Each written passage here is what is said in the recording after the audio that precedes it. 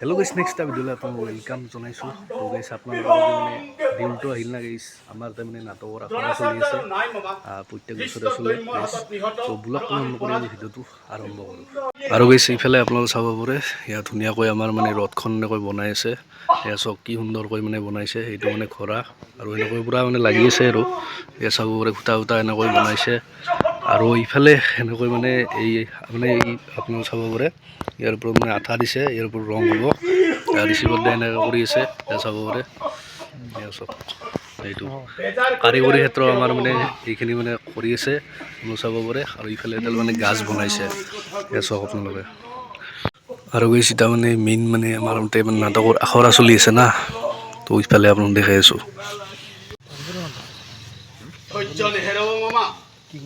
তুমি অধৈৰ্য হলে দুৰ্যোধনক কোনে সান্তনা দিব?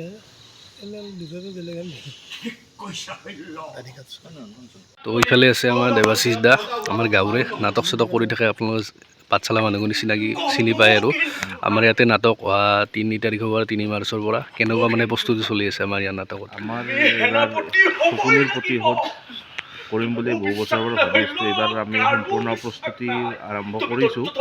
কিমান দূৰ কৰিছোঁ, কিমান দূৰ ছাকচেছ হ'ব পাৰোঁ আমি চাওঁ।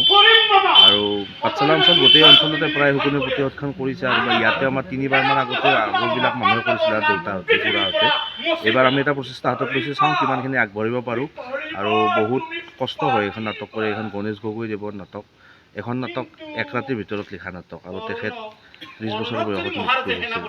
মহান ৰাইটাৰ এজন, তেখেতৰ নাটক এখন আমি কৰাটো ইমান সহজ নহয়। তথাপিও আমি চাওঁ কিমান দূৰ আগুৱাই যাব পাৰোঁ। তো আমাৰ মানে গাঁৱৰ মানে এইটো গাঁৱৰে নাট্য দল শ্যামৰে নাট্যগোষ্ঠী মানে আমাৰ মানে প্ৰত্যেক বছৰে আৰু আমাৰ আটা আগৰ দিনৰ পৰা মোটামুটি মানে নাটকৰ মানে সেইটো আছে। আৰু আমাৰ গাঁৱত মানে দেউলত প্ৰত্যেক বছৰ নাটক কৰে। সেইবিলাক প্ৰস্তুতি পূৰা চলি আছে। আৰু কলাকে আপোনালোকে বঢ়িয়াকৈ বস্তুখিনি নাটকৰ 2-এটা মানে আখৰ আছে নতুন দেখুৱাম। তো গাইছ, আপোনালোকে 3 তাৰিখে গাইছ চাবা আহিব। আমাৰ ইয়াতে হ'ব দেউলত, আমাৰ গোবিন্দাপুৰ সত্ৰ, তাত হ'ব মানে নাটক আছে, নাটক হ'ব 3 তাৰিখে। তো চাবলৈ আহিব গাইছ, সকলোকে অনুৰোধ জনালোঁ। আৰু 2-এটা মানে আপোনালোকে আখৰ আছে দেখাই আছোঁ। তো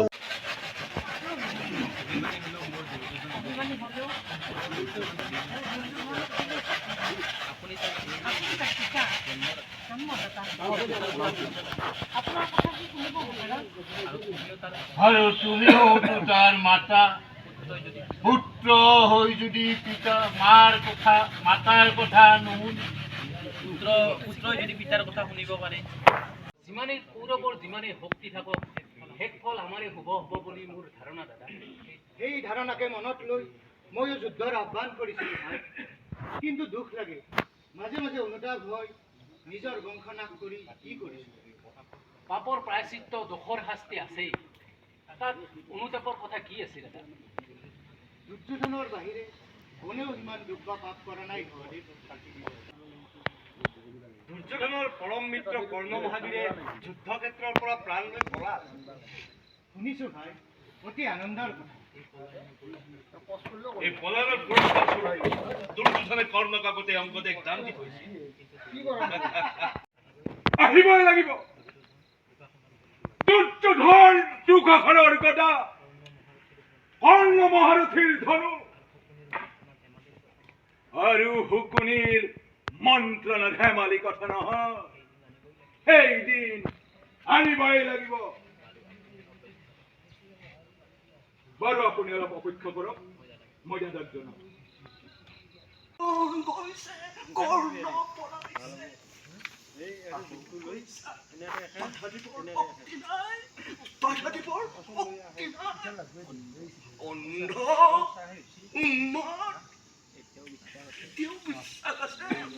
পাণ্ডৱক ধ্বংস কৰি এতিয়াও বিশ্বাস আছে কুৰুক্ষেত্ৰৰ বিজয় পতাকা ওলাব।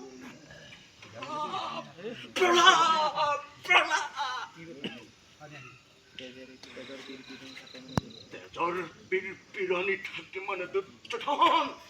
চাঘৰি জামদন্ত হাতত লৈ মূৰ্তিমান ৰুদ্ৰৰূপী মই বিকট, একো ভয় নাই, একো ভয় নাই, নপলাবি নপলাবি। হিংসুত পুত্ৰই পাণ্ডৱক পৰাস্ত কৰিব নোৱাৰে। তেন্তে মহাৰাজ পাণ্ডুৰ পুত্ৰ বিৰাট প্ৰজাৰ ৰান্ধনে কৌৰৱক পৰাস্ত নকৰে কিয়? যোৱাকালি আপোনালোকক এনেকৈ দেখালোঁ মানে নাটকৰ কেনেকুৱা মানে প্ৰস্তুতি চলি আছে আৰু নাটকৰ আখৰা দেখালোঁ আপোনালোকক আৰু নাটকৰ এনেকৈ বনাই আছে এইবিলাক গোটেইখিনি দেখালোঁ আৰু নাটকখন হ'ব আমাৰ এতে মানে আমাৰ এইটো ঘৰ আপোনালোকে চাব পাৰে এইটো ঘৰ গাইছ আৰু এখন সত্ৰ আমাৰ তো ইয়াতে দেউল হয় আৰু এতে হ'ব নাটকখন এনেকৈ মানে বনাই আছে আৰু 26 তাৰিখৰ কমপ্লিট হৈ যাব মঞ্চ তো নাটক হ'ল 3 মাৰ্চ তাৰিখে আৰু ইয়াতে হয় নাটক আপোনালোকে চাব পাৰে সত্ৰ আৰু ইয়াতে দেউল হৈ গাইছ আমাৰ ইয়াতে দি দিছে আপোনালোকক পোষ্টাৰখন দেখাইছোঁ ৰ'ব তো গাইছ চাব পাৰে এইখনেই মানে পোষ্টাৰ সেয়া শুকনিৰ প্ৰতিহত ৰচনা গণেশ গগৈ সেয়া 3 মাৰ্চ তাৰিখে আমাৰ ইয়াতে মানে নাটকখন হ'ব তো সকলোকে আহিবা অনুৰোধ জনালোঁ গাইছ চাওক আৰু গাইছ এইফালে আপোনালোক কাৰ্যসূচীখন চাই লওক একবাৰ এয়া সত্ৰ ফাগুন 2 তাৰিখৰ পৰা 3 তাৰিখে আছে আমাৰ নাটক শুকনি প্ৰতিহত আৰু এনেকৈ 4 তাৰিখ এনেকৈ চাব পাৰে নিভামণি পাঠক আছে কোনোবা মানে পাঠিকা আৰু এইফালে লাষ্টত 5 তাৰিখ চাওক আপোনালোকে